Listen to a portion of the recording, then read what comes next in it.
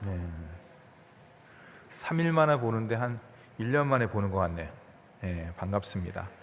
지난주 설교를 정리하면 이렇습니다. 가뭄으로 인해서 시냇물이 마르자 하나님께서 다시 한번 엘리야에게 명합니다. 시돈으로 가라. 시돈의 사르밧 과부에게 가라는 것이죠. 시돈이 어디인가요? 우리는 지난주를 통해서 말씀을 배웠습니다. 시돈은 아합과 이세벨, 그저 아합의 아내인 이세벨, 그 우상 숭배의 열심인, 바알과 아세라를 섬기는 데 열심인 이세벨의 고향이자 바알의 본거지예요. 본거지에 가라는 것이에요. 하나님의 사람을 하나님께서 그곳에 보내시는 것이에요. 무슨 뜻이 있을까? 나중에 좀 살펴보겠습니다. 왜 하나님은 엘리야를 시돈으로 보냈을까? 첫째는요, 그곳에 한 과부를 통해 음식을 제공받기 위해서 하나님께서 엘리야를 그곳으로 보냅니다. 과부가 누구인가? 우리는 잘 알죠? 이 시대의 그 땅의 사회적 최약자예요. 도움을 받아야 되는데 뭡니까? 엘리야를 공개하라는 것이죠. 오히려 도움을 받아야 하는 대상이 바로 과부라고 할 수가 있습니다. 하나님의 명령은 참 이상합니다. 어쩔 때는 비상식적이고요, 마치 비성경적처럼 하나님의 자녀의 입장에서 이걸 보더라도, 그 명령과 그 말씀을 보더라도 이것은 성경적이지 않은데 라고 여겨지기도 합니다. 근데 여러분, 분명한 것은요, 하나님께서 놀라운 기적의 역사를 일으킬 때는요, 이성적이지 않아요. 비상식적입니다. 그리고 내 경험과 내 모든 것들을, 내가 갖고 있는 모든 지식을 초월해서, 그래서 역사하는 게 바로 하나님의 역사고, 우리는 그것을 두 글자로 뭐라고 얘기합니까? 기적이다 라고 얘기하는 거예요. 사람은 기적을 베풀 수가 없죠. 왜냐하면 이성적이고 합리적이고 논리적이고 그 어느 시대보다도 사회적 관습과 규범에 얽매여 있기 때문에. 그러나 하나님은 어떻습니까? 이 세상을 만드신 분이고 시공간을 초월하시고, 우리가 잘 알다시피 무에서 유를 창조하시는 분이 하나님이시요. 신앙의 대표적인 사건이 바로 오병이어의 사건이라고 할 수가 있죠.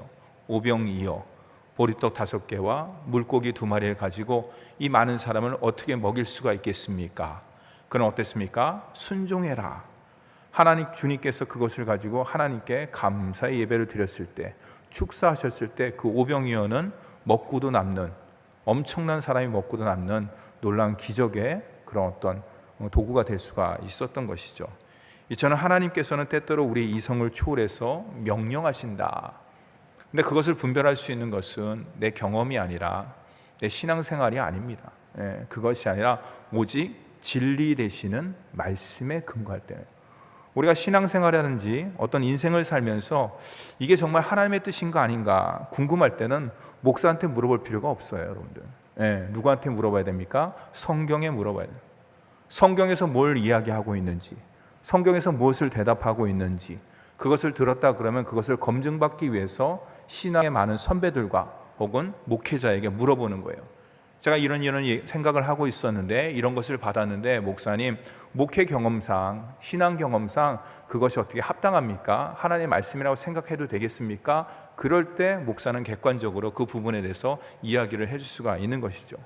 우리의 하나님의 자녀에 있어서 인생의 모든 기준은 바로 말씀에 있어요. 근데 중요한 건 뭐냐? 그 말씀을 바르게 알고 바르게 해석하는 것도 필요하다고 할 수가 있어요. 그렇기 때문에 말씀의 사람은 곧 성령의 사람이라고 할 수 있어요. 성령의 사람은 뭡니까? 말씀의 사람이고 기도의 사람이고 하나님과 친한 관계를 맺는 사람이라고 할 수가 있는 것이죠. 아무튼 어찌되었던 사르밧에 도착한 엘리야가 한 과부에게 먹을 것을 요청합니다. 근데 과부가 놀라운 대답을 해요. 뭡니까?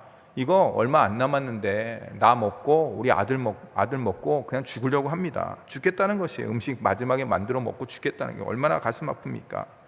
근데 이 말을 들은 엘리야가 뒤로 물러서면 되는데, 제가 하나님 말씀을 잘못 받았구나, 다른 이 과부가 아니라 사르밧 과부가 아니라 딴 과부인가 보다, 이렇게 생각할 수 있는데 엘리야는 어떻습니까? 뒤로 물러서지 않습니다. 우리는 이걸 통해서 분명히 알 수 있는 것은 무엇이냐? 왜 물러서지 않을까? 엘리야는 분명히 이야기합니다. 나를 위해서 자그마한 떡을 만들고 그 다음에 당신과 당신의 아들을 위해서 먹을 것을 만드십시오. 이기적입니다. 심지어는 비정하기까지 합니다. 근데도 엘리야는 물러서지 않습니다. 왜 그럴까요? 하나님의 사람이기 때문에, 말씀의 사람이기 때문에, 성령의 사람이기 때문에, 순종의 사람이기 때문에 그런 것이에요. 내가 잘못 들었나? 이게 아니에요. 여러분, 하나님의 사람은 하나님과 깊은 관계를 맺기 때문에 잘못 들을 수가 없어요. 잘못 알 수가 없어요. 잘못 깨달을 수가 없는 것이에요. 하나님께서는 정확하게 말씀하십니다. 근데 중요한 건 뭐냐? 내가 환경과 상황과 여건에 의해서 그 말씀의 전파력이 찌직찌직하고 흐트러질 수가 있어요. 예. 여러분, 제가 얘기했었죠. 우리가 어느 지역을 가는데 제가 뭐 빌드업 처치라든지 뭐 동기라든지 모임을 갈 때 지방을 갑니다. 근데 라디오를 틀다 보면 여러분 아마 그런 경험이 있을 거예요. 요즘엔 그게 자동적으로 맞춰주는지 모르겠지만 제 차가 좀 오래돼서 그런지 자동적으로 맞춰지지 않아요. 어느 일정한 기간을 달리고 경계선을 갖다 지나면은 그 주파수를 새로 맞춰야 되는 것이에요. 마찬가지예요. 우리가 날마다 하나님의 사람이라고 해서 말씀의 사람이라고 해서 언제나 하나님의 음성을 잘 듣는 것, 여러분 그건 잘못하면 착각이에요. 신비주의가 될 수 있고 큰 문제를 일으킬 수가 있습니다. 날마다 나의 신앙을 말씀을 통해서 점검할 때 내가 정말로 말씀의 사람이 되고 성령의 사람이 되고 하나님의 사람으로 거듭날 수가 있는 것이에요. 근데 내가 10년 전에 말씀의 사람이고 지금은 10년 전에 성령의 사람이고 10년 전에 기도의 사람이고 지금은 자기 자신의 양심에 손을 얹고서 우리가 그것을 깊이 생각해 봐야 돼요. 그 때문에 신앙에는 끝이 없습니다, 여러분들. 아까 이민석 목사님이 얘기했듯이 올 한 해 시작도 중요하지만은 12월 마지막 달 너무너무나 중요해요. 예, 목사님 뭐 1년이 그냥 그렇게 돌아가는 건데 뭐 12월, 1월 뭐 달력 하나만 넘기면 그냥 새해인데 무슨 새해 같은 느낌이 듭니까? 그렇지 않아요. 세상은 그렇게 이야기할 수 있지만 우리는 그렇지 않습니다. 올해 보라 내가 새해를 행하리라고 주님께서 우리에게 말씀해 주셨습니다. 여러분, 저는 이 주제에 사실은 누가 가끔가다 얘기를 해요. 인터넷 보고 정하셨습니까? 아니에요. 예, 솔직히 말씀드리면 인터넷 보고 정한 게 아니에요. 기도하고 받은 말씀이에요. 2021년도 포도 제가 어저께 받았습니다. 하나님께 받았습니다. 나중에 그거는 이제 제가 차차 말씀드리겠습니다.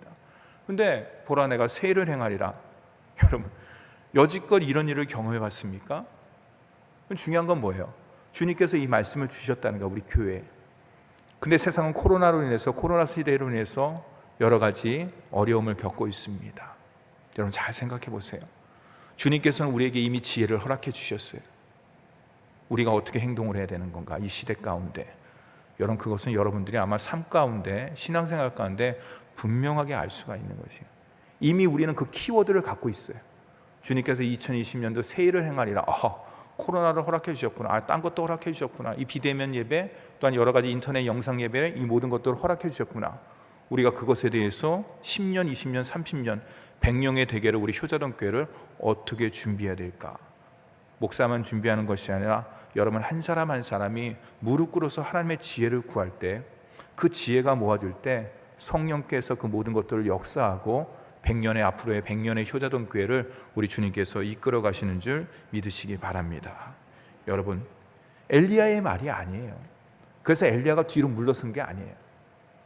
이기적이고 비정한 것처럼 보이지만 이것은 엘리야 말이 아니라 하나님께 본인이 받은 말씀이기 때문에, 정확한 말씀이기 때문에, 틀린 말씀이 아니기 때문에, 분명히 시돈에 가면 사르락 과부가 있다. 그 한 사람이 있는데 그에게 가서 공개를 받으라, 음식을 먹으라는. 여러분, 하나님의 말씀에 순종하면 과부와 그 아들과 엘리야가 죽는다? 아니에요. 죽지 않는다는 거예요. 오늘 우리에게 주는 귀한 교훈이라고 할 수가 있는 것이에요. 여러분, 가뭄 시대에 과부가 죽지 않는 방법이 무엇입니까? 엘리야의 말대로, 하나님 말씀대로 순종하는 것이에요. 엘리야의 가뭄 시대와 같은 코로나 시대에, 우리가 사는 이 시대에, 새로운 시대에 저와 여러분이 코로나를 극복하고 사는 방법은 무엇입니까? 수천 년 전이나 지금이나, 영원 전이나 영원 후나 지금이나 변함이 없어요. 하나님의 자녀는 하나님의 말씀 가운데 사는 것이, 그것을 벗어나면 쉽게 얘기해서 물고기가 물 밖에 나가는 것밖에 안 되는 것이에요. 물 밖에 나가면 퍼덕퍼덕하면서 제일 처음엔 괜찮죠. 새로운 세상을 보는 것 같죠. 그러나 비늘이 말라집니다.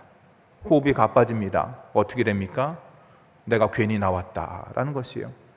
이미 늦어버리는 것이에요. 중요한 것이에요.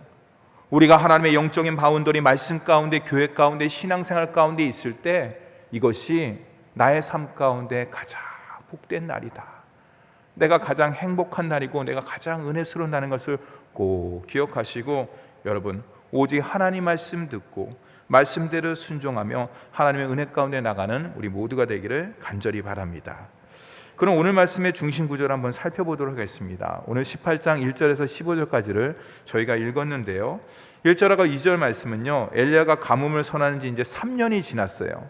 1절에 나오죠. 많은 날이 지나고 제 3년에, 이렇게 이제 18장 1절은 시작하고 있습니다. 이제 다시금 하나님의 말씀이, 사르밧에 임한 하나님의 말씀이 이제 3년이 지났어요. 그렇죠? 그 기간 동안에 여러 가지 이제 공개를 받았습니다. 이제 다시 이제 하나님 말씀이 엘리야에게 임한 말씀이 나와요. 1절에 밑줄 한번 쳐볼까요? 너는 가서 아합에게 보이라. 이제 하나님께서 이야기하시는 것이에요. 엘리야에게 너는 가서 아합에게 보이라. 뭡니까? 이제 3년의 기간이 흘렀기 때문에 가뭄으로 이스라엘의 징벌의 시간이 끝나고 이제는 아합과 주님과의 결전을 벌이겠다는 선언과 같은 말이에요. 너는 가서 아합에게 보이라. 왜 그러면 엘리야는 하나님의 대사이기 때문에, 하나님의 사람이기 때문에. 3절에서 6절 말씀에 엘리야가 이제 오바다라는 새로운 인물을 이제 만납니다. 엘리야가 이제 가는 길에 나오는데요, 그곳에 가다가 이제 오바다를 만납니다. 근데 성경에서 오바다를 어떻게 설명하고 있느냐, 3절에 밑줄을 치면요, 왕궁 맡은 자다. 누구 밑에 있습니까? 지금 아합과 이세벨 밑에서 있는 자예요. 오바다인데 그는 어떤 사람인가? 이 오바다는 여호와를 지극히 경외하는 자다. 여러분, 성경은 그에 대해서 왕궁 맡은 자고 여호와를 지극히 경외하는 자라고 설명하고 있습니다. 저는 이 말씀을 갖다 묵상을 하면서, 야, 하나님께서는 정말 대단하다. 어떻게 아합과 이세벨, 그렇죠? 그 바알과 아세라 우상 숭배의 그 중심에 마치 등잔빛이 어둡다는 듯이 그 왕궁 맡은 자 오바다라는 사람, 그렇죠? 이게 얼마나 신뢰하냐면요, 여러분 6절 말씀에 보면요, 5절과 6절 말씀에 보면 이 두 사람 아합과 오바다가 두루 다닐 땅에 나누어 아합은 홀로 이 길로 가고 오바다는 홀로 저 길로 가니라. 엄청나게 신뢰한 거예요. 요즘 말로 이야기하면 오른팔이에요. 오른팔. 오바다는 아합의 오른팔이 오바다예요. 근데 아합은 바알의 숭배의 대상이고 바알의 우상 숭배자고, 오바다는 뭡니까? 하나님을 지극히 경외하는 하나님의 사람이에요. 어떻게 같은 시대에 같은 장소에 왕궁에서 아합과 오바다가 같이 생활할 수 있을까? 여러분, 바알 숭배자는 아합 밑에서 오바다가 신뢰받은 관련한 것 자체가 뭡니까?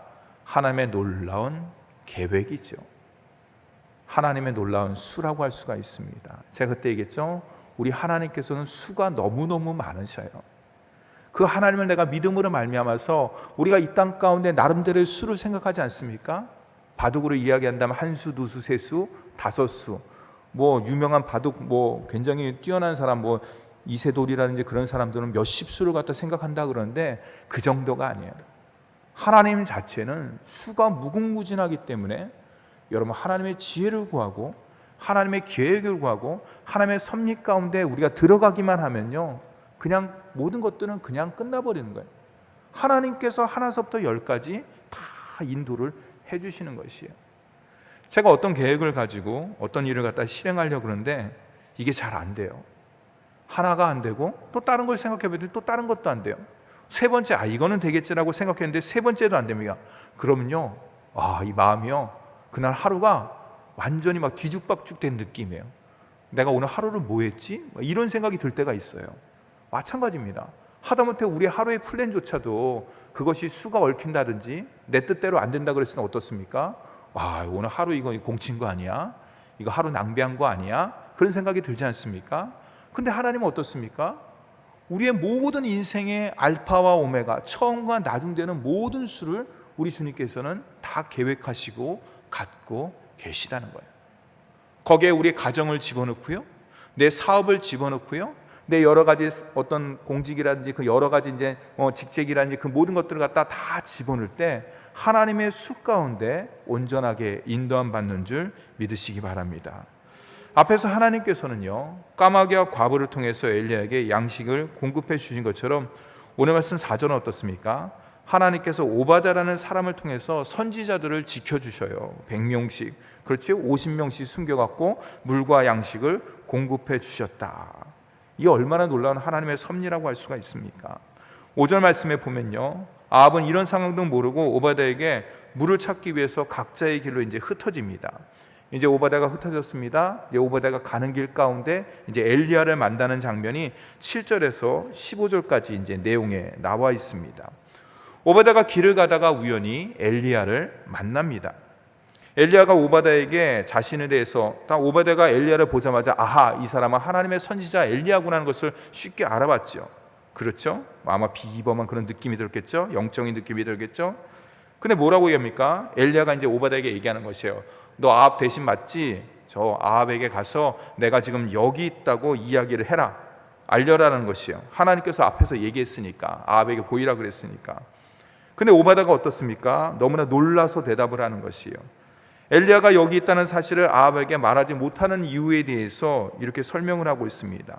뭐라고 얘기합니까? 내가 만약에 당신이 여기 있다 그랬을 때, 당신이 하나님의 영에 의해서 이끌림 받고 딴 데로 가면은 아합이 와갖고 딱 봤더니 엘리야 없네? 너 엘리야 여기 광에서 만났다고 얘기했잖아. 너 지금 나 속이는 거야? 그리고 오바댜를 갖다 만약에 해한다든지 뭐 감옥에 집어넣는다니, 그러면 저는 어떻게 되겠습니까? 그러니까 제가 쉽게 엘리야가 여기 있다는 말을 아합에게 가서 말을 못합니다. 그런 것이에요. 이제 엘리야가 알았습니다. 아하, 오바댜가 마음이 연약해졌구나, 마음이 약해졌구나. 여러분, 오늘 말씀 가운데 두 사람이 나오지 않습니까? 한 사람은 엘리야를 나와요. 그 다음 또 한 사람은 뭡니까? 오바댜가 나와요. 우리가 큐티를 할 때 오바댜를 이스라엘 백성, 어쩌면 나의 심령과 적용해 볼 필요가 있는 것이 그 큐티의 적용이라고 할 수가 있어요. 오바댜가 왜 그런 엘리야에게 그런 얘기를 했을까? 아니, 언제 어디 계셨습니까? 3년 동안 어디 계셨어요? 저희가 얼마나 찾았는데요. 빨리 갑시다. 하나님의 능력을 보여주러 그 아합, 이세벨, 그 나쁜 사람들 다 몰아내고 하나님의 나라로서, 하나님의 백성으로서 하나님의 능력을 엘리야여 보여주십시오. 그렇게 끌고 가야 되는 게 아니에요? 그렇게 엘리야를 모시고 가야 되는 게 아니에요? 근데 뭐라고 얘기합니까? 얼마나 3년 동안의 아합과 이세벨의 폭정 가운데 있었으면 오바댜의 마음이 쪼그라들 대로 쪼그라들고 믿음이 너무나 연약해진 것이, 그것을 엘리야가 안 것이에요. 그래서 뭐라고 얘기합니까? 오늘 말씀 가운데 15절 말씀을 함께 읽겠습니다. 15절 말씀입니다. 시작. 엘리야가 이르되 내가 섬기는 만군의 여호와께서 살아계심을 두고 맹세하노니 내가 오늘 아합에게 보이리라. 여러분, 너무너무나 중요한 거예요. 내가 신앙인으로서, 하나님의 자녀로서 믿음 생활을 하는데 나도 모르게 믿음이 약해졌다. 내 믿음이 이거밖에 안 돼? 남한테 이야기하기도 쑥스러워요. 그럴 때 우리가 점검해야 되는 키워드가 뭔지 아십니까? 내가 믿는 하나님이 누구인가를 다시 한번 점검하는 거예요. 내가 수십 년 동안 살면서 나에게 역사하신 하나님, 나와 함께 하신 하나님, 내 가정 가운데, 내 직장 가운데, 내 삶 가운데 나와 동행한 그 하나님이 어떻게 역사했는지를, 그 하나님이 누군지를 다시 한번 깊이 생각하는 거예요. 좀 어려운 말로 이야기하면은 하나님의 인격, 하나님의 이름, 하나님의 성품, 내 삶 가운데 역사하신 하나님의 능력을 갖다 우리가 계속 묵상하는 것이에요. 기억하는 것이에요. 이러한 오바댜의 말에 엘리야는 그것을 알고서 이야기하는 것이에요. 자신이 섬기는 하나님이 너가 섬기는 하나님인데 어떤 하나님이 네가 알고 있느냐 하면서 15절 말씀 가운데 이야기하는 것이에요. 뭐라고 얘기합니까? 밑줄을 쭉 치세요. 내가 섬기는 만군의 여호와께서, 엘리야가 섬기는 만군의 여호와뿐만 아니라 오바댜 너가 섬기는 만군의 여호와도 되고 이스라엘 백성들의 만군의 여호와가 된다는 것을 분명히 얘기하는 거예요. 이게 중요한 거예요. 그럼 우리가 또 궁금해져요. 성경에 보면 하나님의 이름에 다양한 이름들이 나오고 있습니다. 그렇죠? 여러분들 아는 이름들 있죠. 기억나는 이름 있죠. 창세기 22장에 그러면 여호와 이레, 그렇죠? 아브라함과 이삭 시험장에서 하나님께서 모든 것들을 준비해 주셨다. 그래서 하나님의 이름이 뭡니까? 여호와 이레, 그렇죠? 그런 것도 알아요.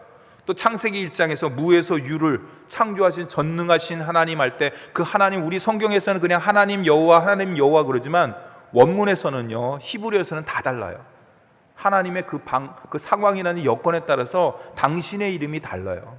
그래서 우리가 그 옆에 해설을 갖다 하잖아요. 그렇죠? 창세기 1장에서는 엘로힘, 전능하신 하나님 할 때 엘로힘 이렇게 쓰는 것이에요. 또 뭡니까? 아까 했듯이 여호와, 그렇죠? 그게 뭡니까? 출애굽기 3장에 모세가 이야기합니다. 제가 누구길래 이스라엘 백성들 애굽에게 바로에게 가서 만약에 하나님 너가 당신이 믿는 하나님이 누구냐 그랬을 때 뭐라고 대답합니까? 그랬을 때 나는 스스로 있는 자다 여호와, 이거예요. 스스로 있는 자가 뭡니까? 피조물이 아니라는 거예요. 인간이 만든 우상이 아니에요. 거기에 자기의 모든 것들을 투영한 그 우상 덩어리가 아니라는 것이에요. 무에서 유를 창조하시고 알파 오메가 되시고 스스로 모든 것들을 하시는 여호와라는 것이.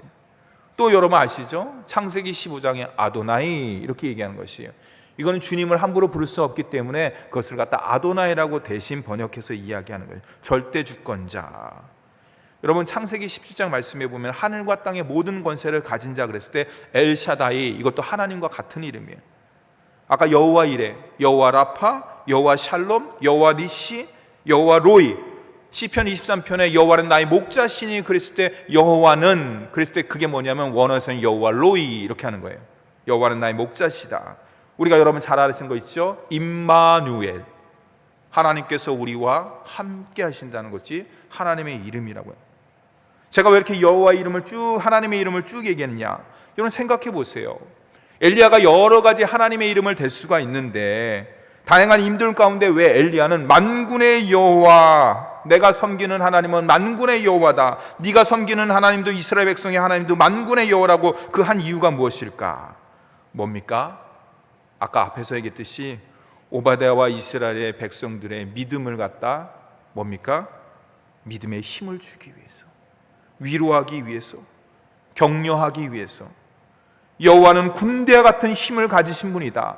너 지금 아합과 이세벨 폭정 가운데 눈물 흘리고 고통당하고 힘들어하고 있지만은, 우상 가운데 있는 것 같지만은 만군의 여호와, 그 하나님의 힘은, 하나님의 능력은 천군과 천사를 동원할 수 있는 그 힘, 막대한 힘을 가진 게 바로 만군의 여호와, 너가 섬기는 하나님이 바로 만군의 여호와다. 오바댜야, 너 그것을 알고 있니? 너 그 믿음을 갖다 가지고 다시 한번 나가야 되겠구나라고 엘리야가 오바댜에게 이야기를 한 것이에요. 뭡니까? 아합과 이세벨의 폭정에 대해서 두려워할 필요가 없다는 것이에요. 또 밑줄을 쳤습니다. 내가 오늘 아합에게 보이리라. 15절 말씀에. 그렇죠? 예, 이게 뭡니까? 내가 3년 동안 엘리야가 숨어 지낸 것은 아합과 이세벨이 무서워서, 바알이 무서워서 여호와가 진 것처럼 보였기 때문에 내가 숨어 지낸 게 아니라는 것이에요. 뭡니까? 이제 이 모든 상황은 때가 되었다. 타임 아웃. 정리할 때가 됐다는 것이에요. 그래서 이제 하나님께서 나에게 계시를 주시고 말씀을 주셔갖고 내가 이제 아합에게 나아가리라. 아합에게 보이려는 것이에요. 사랑하는 성도 여러분, 3년 동안 엘리야가 없었던 어두운 아합 시대에 하나님께서는 가만 계셨나요? 우리는 그 앞의 내용을 다 알고 있습니다. 오베다는 앞에서 얘기를 하고 있습니다.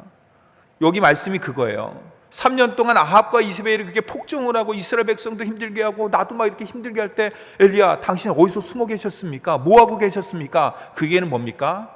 엘리야와 함께하는 하나님에 대한 넋두리라고 할 수가 있는 것이. 3년 동안 가뭄 가운데 있을 때 하나님께서 무엇을 하셨습니까? 어디 계셨습니까? 이 얘기를 하는 것이에요. 사랑하는 성도 여러분, 하나님이 역사를 안 하셨습니까? 오바댜는 모르지만은 앞의 내용을 모릅니다. 사르밧가브의 이야기를 모릅니다. 그러나 우리는 분명히 알고 있습니다. 극심한 가뭄 가운데 주님께서 사르밧가브를 통해서 엘리야를 공개해 준 하나님의 역사를 알고 있는 것이에요. 무슨 말이냐? 3년 동안 하나님께서 가만 계신 것이 아니라는 것을 이야기해 주는 것이에요. 더 나아서 뭡니까? 오바댜야, 너가 그 100명씩 50명씩 굴에 숨기고 물과 떡을 공급한 모든 공개, 모든 헌신, 수고, 그거 다 안다는 것이에요. 주님께서는 그 모든 것들을 아셔요. 그래서 제일 먼저 그 수고를, 노고를 아시기 때문에 주님께서 제일 먼저 그 오바댜에게 엘리야를 보여준 것이에요. 여러분, 그가 왕궁 맡은 자의 대신으로서 이야기를 갖다 전달하기 위해서 그런 것이 아니라 그냥 엘리야가 광야를 거쳐서 뚜벅뚜벅 아합 궁에 갈 수도 있는 것이에요. 그러나 여러분, 이게 우연입니까? 아합과 오베다가 각자 따로 흩어져 갖고 물을 찾기 위해서 흩어진 게 그게 우연입니까? 거기서 엘리야를 만난 게 우연입니까? 그렇지 않아요, 여러분. 사랑하는 성도 여러분, 이것은 무엇을 얘기하느냐? 하나님의 모든 계획, 모든 것들은 우리의 인생 가운데 다 들어가 있다는 것이에요. 사랑하는 성도 여러분, 하나님 안에서의 모든 수고, 모든 노력은 주님 안에서는 절대로 헛된 것이 없어요, 여러분들. 그렇기 때문에 우리가 해야 될 게 뭡니까? 누가 보든 안 보든 관계없어요. 거기에 너무 얽매일 필요가 없어요. 이제 그런 시대는 지났어요. 누가 보이면 하고 안 보이면 안 하고, 이제 그런 시대는 지났어요.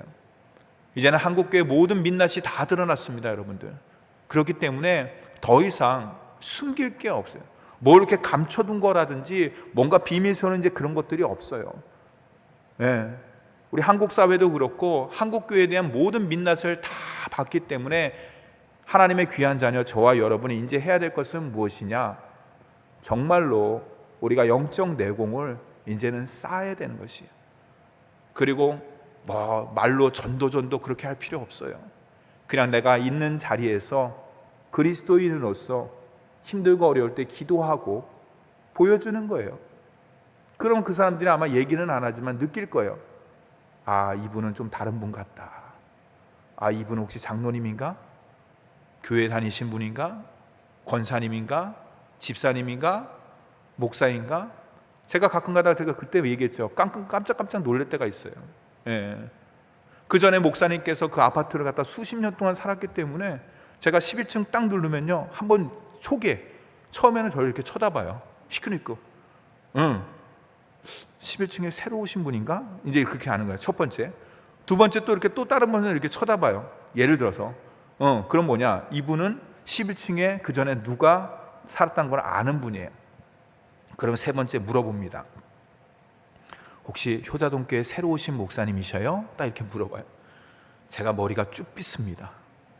정말 쭉 빗습니다. 예. 다 아는 거예요. 마치 내 민낯을 갖다 다 보여주는 것 같은 느낌이 드는 거예요. 제가 그래서 그 다음부터 인사를 잘합니다. 어린애한테서도 인사하고 다 인사합니다. 왜 그러냐? 괜히 나로 인해서. 그렇잖아요. 알게 모르게 다 아는 거예요. 그것을 보여주기 위한 그런 거는 아니지만 제가 느끼는 걸 얘기한 거예요. 아, 그렇구나. 이 사람이 나를 모르겠지? 이 사람이 내가 목사인 거, 내가 집사인 거, 권사인 거, 뭐 어떤 직분 가진 거, 효자노교인 거 모르겠지? 모를 수도 있지만 알 수도 있다는 거 여러분 꼭 기억하셔요. 그거예요.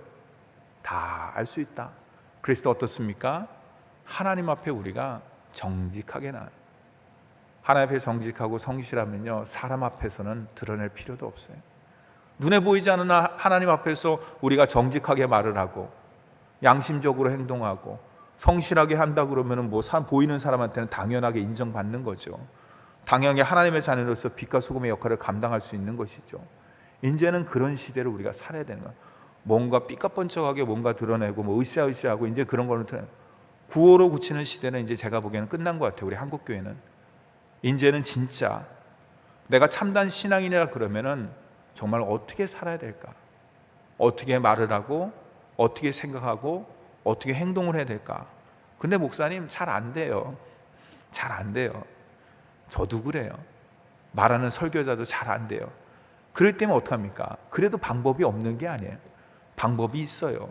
뭡니까? 우리 안에 계신 말씀, 우리 안에 계신 주님, 우리와 함께 하시는 성령님께 지혜를 구하고 은혜를 구하고 능력을 구하고 그럼 되는 거예요.